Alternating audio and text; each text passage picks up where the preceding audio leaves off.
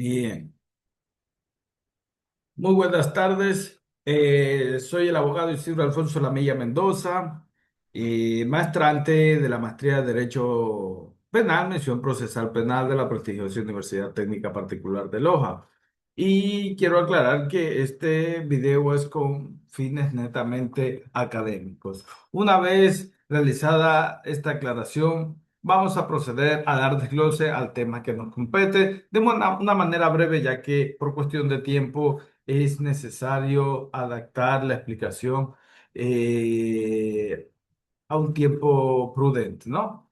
En ese sentido, empezamos con el tema que nos compete, que es los mecanismos de reparación integral previsto en los artículos 78 y 78.1 de nuestro Código Orgánico Integral Penal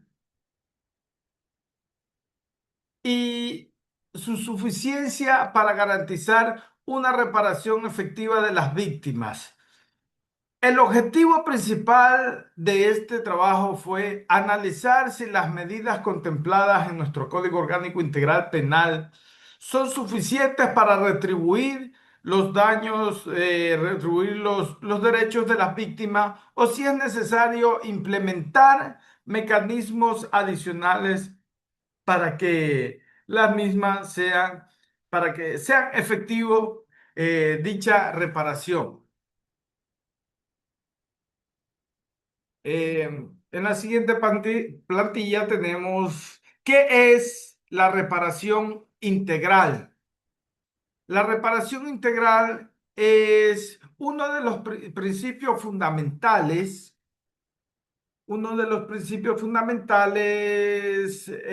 del sistema de justicia ecuatoriano. A diferencia de los modelos tradicionales que se enfocan únicamente en castigar al responsable de un delito, el sistema actual reconoce a las víctimas que también tienen derechos, que se deben reparar los daños materiales y morales que han sufrido. Por ello, nuestra Constitución de manera coordinada, o sea, de manera concordante con nuestro Código Orgánico Integral Penal, precisamente en los artículos antes mencionados, el 78 y el 78 punto uno, ¿no? Establecen los mecanismos que buscan establecer los derechos vulnerados y devolver en la medida de lo posible a la víctima a la situación en la que se encontraba antes de la comisión del delito. Eh, Para ello vamos a analizar la evolución de la protección de las víctimas.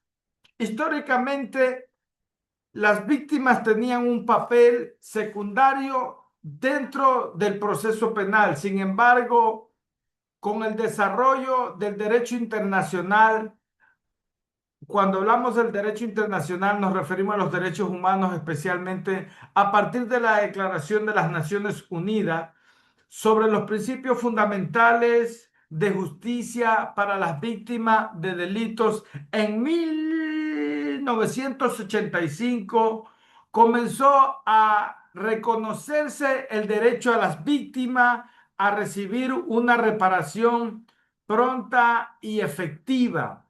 Este cambio influyó en la legislación ecuatoriana y permitió que la reparación integral sea considerada actualmente un verdadero derecho humano. Ahora, como mecanismos de reparación previsto en nuestro Código Orgánico Integral Penal,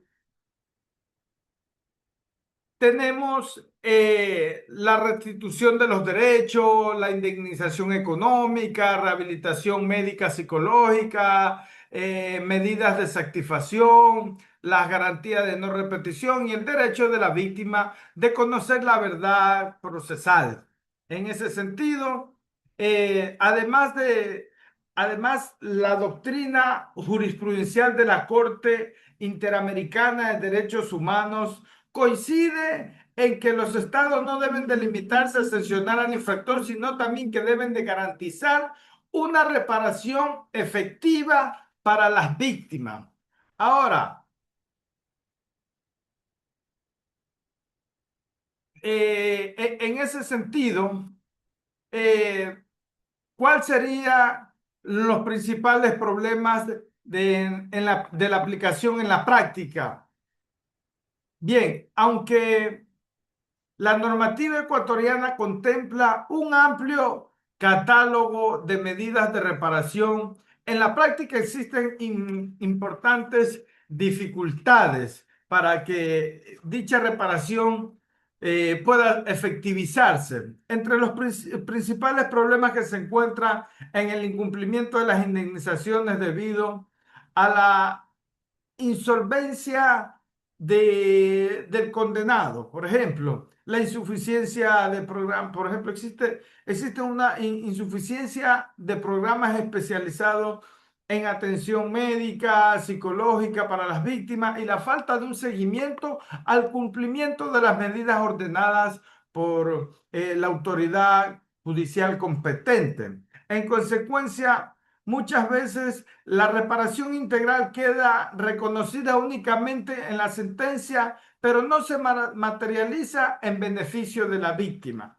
Ahora, como propuesta de mejora para superar estas dificultades, este trabajo plantea varias propuestas, entre las que están en crear un Fondo Nacional de Reparación a las Víctimas, que se garantice el pago de indemnizaciones cuando el condenado no cuente con una solvencia, con suficientes recursos económicos para que la misma pueda efectivizarse. También se propone fortalecer los programas públicos de atención médica, psicológica, social, implementar mecanismos de seguimiento judicial para verificar que se lleve a cabo, o sea, que se efective el cumplimiento de las reparaciones, impulsar una justicia restaurativa cuando sea, o sea, impulsar una justicia restaurativa cuando sea procedente y crear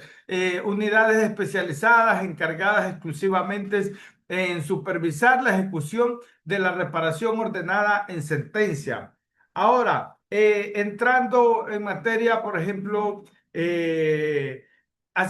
lo que es el derecho comparado, haciendo un análisis crítico del mismo, ¿no? Por ejemplo, existen países como Colombia, España, donde las instituciones especializadas cuentan con un fondo y programas permanentes de atención a víctimas que demuestran que la efectividad de la reparación depende no solo de la ley, sino también de la existencia de mecanismos que permitan hacer cumplir las decisiones judiciales.